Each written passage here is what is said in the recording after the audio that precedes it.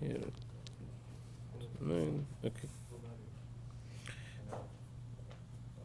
I'm ready for you. 5, 4, 3, 2, 1. Bruchim Habayim. We are continuing on Shulchan Aruch Orach Chaim Hilchot Shabbat, and we're starting Seif Dalit in Siman Rand-ד. Writes Maran of Shulchan Aruch, Pirot shenechalin chayin mutar litenam saviv haketera. We have been speaking about what you can and what you cannot put on a source of heat or next to it from before Shabbat going into Shabbat. We spoke about different types of meat, different types of food, if it's on the coals, if it's in the pot.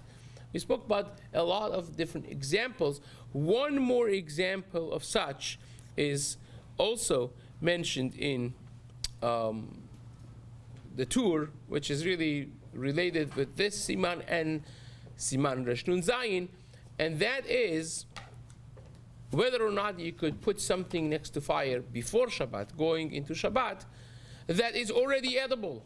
It's not cooked, but it's edible as is. It's edible raw. Fruits. Can I put fruits next to the fireplace going into Shabbat? I'm not going to be concerned about them because they're edible. So I'm not going to stoke anything. There's no chashash of chitui on Shabbat. Says the Shulchan Aruch, mutar. Perot shenechalin chayin, mutar litenam saviv haketera. You could put it around the pot that's on fire, going into Shabbat, even though that they're for sure not going to be roasted before Shabbat, still is fine. Miu, meaning equivalent of this with the meat and other things, will be very complicated and perhaps asur. Over here, it's mutar. Miu, says the Shulchan Aruch, however, you have to be mindful. Sarich lizaher shelo yachzira kisuyim nitkala meshechashecha. You have to be careful that if you have a cover on top of this pot that's on a heat source, and now you stock these fruits next to the pot under this kisui, that increases the heat, of course, because it conceals the heat inside and it raises the temperature. If this was uncovered and the fruits are yet not cooked, now you cannot put the cover back. Just like if you have a food that's not fully cooked and you take the lid off, and then when you realize it's not fully cooked, fully cooked, can you put the lid back on when it's Shabbat already? Absolutely not, because you're memahera bishul, you are hastening the process of bishul, which is asur to do that on Shabbat. So here's the same thing, simple. It's a simple halacha that if the cover goes off, you can no longer put the cover back on until it's fully roasted.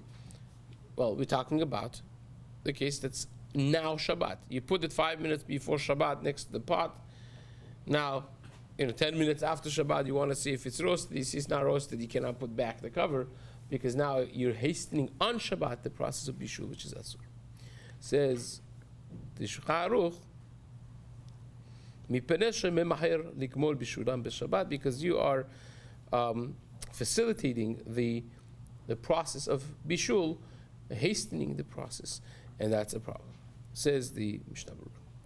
Chafetz Chaim writes, Saviv haketera v'haketera umedet al pitput metachtei ha'esh. You have the fire that's standing on a tripod, whatever it is, and underneath it there is this fire. It's teaching you that before Shabbat, going into Shabbat, you could surround it with fruits that are edible already. Even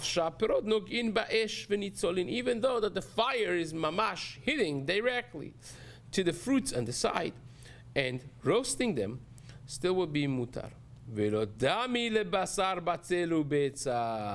We had in previous Seif the example of the onions and the eggs and the meat, and over here it's different. There was asur, here is mutar. Why? Because Says the Chafetz Chaim, דהכה כיוון שנאכלין חאין הרי הוא כתבשיל שנתבשל כמאכל בן דרוסאי. Over there the halacha was, if you want to put basar, ביצה or batzel next to fire, you have to have enough time before sunset of Friday afternoon that by the time sunset comes, they are edible. They're machal ben derusai. But that's because they're normally not ne'echal. Even batzel, it's not something you eat by itself, right? And therefore you need it to be edible. But here it is edible. So you skip that process already, and you could do it right before Shabbat, and you're good to go. The yoter hem tovim belo bishul klal mishar tafshil shenitbashel k'machal ben derosai. These fruits are much better edible than a regular machal ben derosai. They're edible. They're not even machal ben derosai means is bekoshi edible. It's hardly edible. Here now hardly edible. They're fruits. You could eat them. They're geschmack. Therefore, you're not going to come to stoke the fire. Says the Chafetz Chaim, this that it says around the pot, and it doesn't say that you could do it on the fire. You could have technically said you could put it on a grill. But the custom was not that. The custom was going into Shabbat, you have your pot on the fire. You don't have a grill. You have the pot on the fire, and if you want to roast some fruits, you put it around the pot. That's how the norm would have been. In their time, the time of Shulchan Aruch, that's how they did it. Inami. Or I could tell you, says the Chafetz Chaim, Mishum din hakisuid nakat besefa. Maybe it's coming to teach you an additional side halacha of the cover, that if it's uncovered, you can put it back on. Right? You remember we spoke about this in the Shulchan Aruch over here, that if you took the cover off, then you can't put it back on if it's not fully roasted. That you don't do on a grill. You don't cover anything on a grill. But on a pot, which is on a heat source, people used to cover it to keep and increase the heat. So that, if it comes off on Shabbat, you cannot put it back on if it's not fully cooked. Fine. Says the Mishna Berura, even though, the Shulchan Aruch said, even though that it is not possible that they're going to be roasted before sundown, still is mutar. Velodami lebatzal besaif bet the asur. In same scenario as we discussed already a minute ago, by besalim, by the onions, would be asur. Afal pi shelif amim ochlinoto chaim. Even though that sometimes people may take a bite of a raw onion, we're not talking about with food.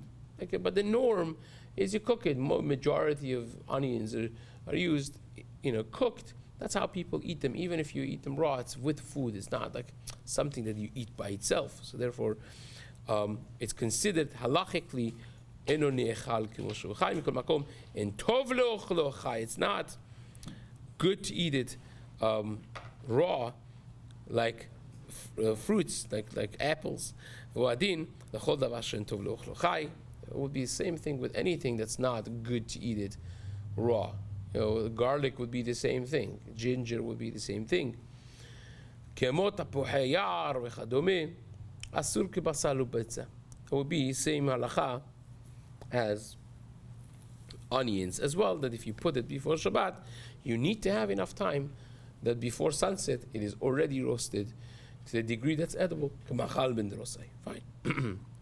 This, that if you uncovered the towel that's on top of it, or you took the lid off for a food, you cannot put it back on if it's not fully cooked. After mitzat haktera, im nitgala b'shabbat hakisu shelo kisu milemala shelo yistanen mutar lachzor lechasoto. Chen lo osif alav. Uchtilkaman b'siman resh.